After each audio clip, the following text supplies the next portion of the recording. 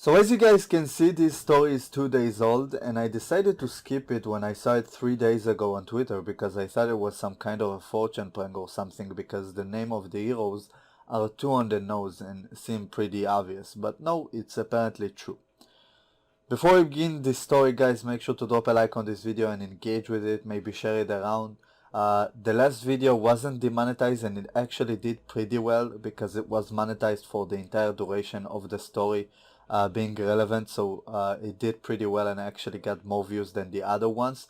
So kind of proves the theory, even though it's anecdotal, that monetized videos actually perform better than demonetized ones. But anyway, if you want to help this channel which usually gets demonetized, you can do so by engaging with the video, leaving a like, and also subscribing and turning on the notification bell so you won't miss any of the newest video. Let's read into it. Marvel's latest superhero team includes Safespace and Snowflake. Now, for those of you that only listen to the audio, you can see two heroes. Two of them are African looking, black, let's say. One of them is wearing a pink uniform and he looks more like a man, and the other one is wearing a blue uniform and looks more like a female. From what I've heard, two of them are non-binary, but in this article they say that only one of them is, which it doesn't really matter, honestly. This is obviously an attempt to woo the social justice crowd, which failed miserably, by the way. We'll read it along as we get through the story. So let's get into it. Marvel Comics has announced that the superhero lineup for its New Warriors comic, featuring characters named Safespace and Snowflake, and tongue-in-cheek attempt to mock the terms often applied to leftists. Now, for those of you that have been on the internet for at least the several last months, know that Snowflake is kind of an outdated term. It's way overused, and it's been co-opted by leftists who trying to quote-unquote own the right-wingers, use it a lot, so it became like not cool to use it, I guess. Safespace has been irrelevant for quite a while now, so it's really weird and out of touch for them to take those two terms. In a recent announcement on the Marvel website, the comic book giant announced a new lineup for its New Warriors team, a superhero comic that first appeared in the 90s. The New Warriors team has generally featured younger characters, and while not part of Marvel's main roster of superheroes, they've been featured in critical Marvel storylines, notably. The team was the catalyst behind the extremely popular Marvel Civil War event. Now a new lineup of heroes has been added to the New Warriors roster, and this team seems designed to mock those that are critical of social justice warriors. Most notable are the psychic twins named Snowflake and Safespace, according to Marvel, and they're quoting them.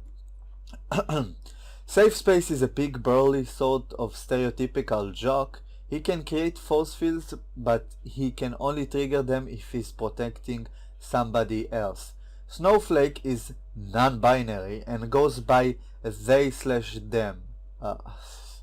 This is so ridiculous. The simulation is breaking, guys. Like, you have leftist politicians agreeing with Trump, praising him for his corona response, and all the Democrat Congress members actually going after him.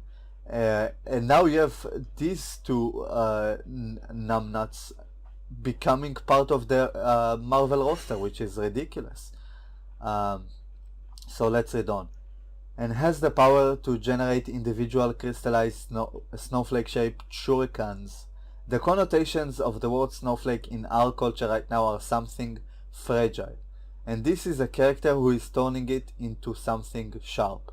Snowflake is the person who has the more offensive power, and Safespace is the person who has the more defensive power. The idea is that they would mirror each other and complement each other. Now, this is supposed to be some sort of parody or satire, but it's too much on the nose. Like, we know why you call them Snowflake and Safespace, and they both have this non-binary look to them, and obviously are here to woo the social justice crowd, but actually makes looks to me like they're actually mocking them, calling her Snowflake and him Safespace. If you want to make decent parody or decent satire, it can't be too much on the nose. It needs to be somewhat subtle, or at least too ridiculous, even more than that, because this is just a joke. Many social justice warriors aren't happy with how the new characters have been portrayed. CBR.com outlines the backlash that the new characters have received, writing, however, the new warriors approach internet culture in a way, however, the new warriors approach internet culture in a way that's too much on the nose. Terms like quote safe space and quote snowflake are often thrown around as insults online. Yet here we have two characters who embrace the names. Ironically, this isn't uncommon. Slurs and insults are reclaimed by minorities frequently, but it seems aggressively forced here. That's obviously true. You have the gay community embracing the F slur and using it in between them. You have the black community using the N words. You have a lot of minorities in those cases that are embracing those slurs and turning them into something positive, like calling your friend an N-word. This is not the case, however. This is not a word that someone would like to reclaim, because there's nothing to it. Even beyond those two examples, the same two on the nose trend holds true for the rest of the team as well. For instance, B negative is the superhero name of a vampire, and its unstable reference to both a rare blood type and to life-draining and exhausting negativity on the internet. But in regards to trying too hard to relate to the modern generation, there's screen time. Even ignoring the name, which again is another unsubtle internet reference, he gained his powers by being exposed to his grandfather's experimental internet gas.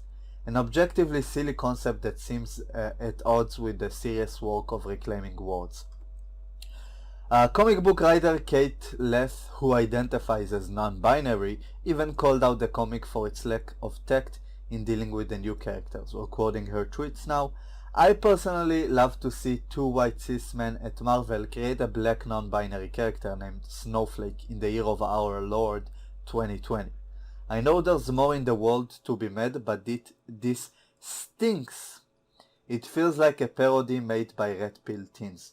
And for once I agree with her. This looks like something I would make to fucking satire the shit out of social justice warriors and actually make fun of them rather than reclaim those two words who no one wants to reclaim, which is ridiculous.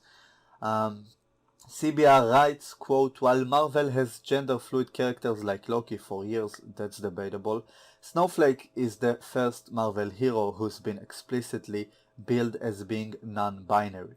However, the name Snowflake seems exceedingly ill-advised here. While the intention may be to reclaim an insult, the effort comes across as an overly patronizing attempt to reclaim something that some have no interest in reclaiming. Essentially, it seems that even the online social justice warriors have found these characters far too stereotypical and generally ill-advised. Marvel has previously been criticized for changes to classic comic book characters that many felt were just an attempt to capitalize on the social justice movement, which is this case as well. Many suggested at the time that Marvel just create new diverse characters than simply changing the gender or race of existing characters.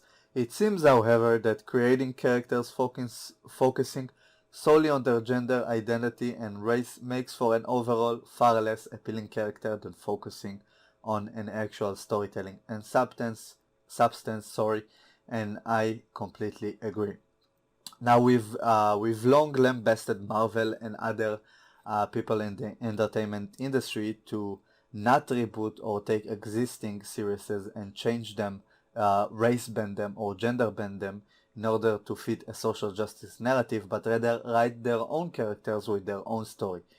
And that's what happens when they do that. You get that awful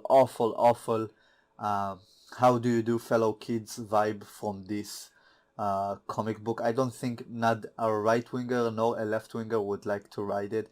Not a social justice warrior or an anti-social justice warrior would be interested in this comic. It's too on the nose, it's too pandering, it's too stupid even for the social justice warriors. It's just reeks of being out of touch. I don't know how else to describe it. But yeah, I'd love to hear your opinions in the comments, guys. Um, I kind of reported late on this story because, again, I couldn't believe it was so ridiculous and on the nose. But apparently it's true. It's been 3 days and nobody rescinded it. Nobody's saying it was a joke. Looks like they're going with it and it's gonna be a complete shit show. So might as well just join the ride and make fun of them as we go along. Thank you guys for joining. If you want to support this channel, you have Patreon as well. It does help mitigate the demonetization and make me be able to post those videos daily. So thank you guys for joining. I'll see you in the next one. Peace.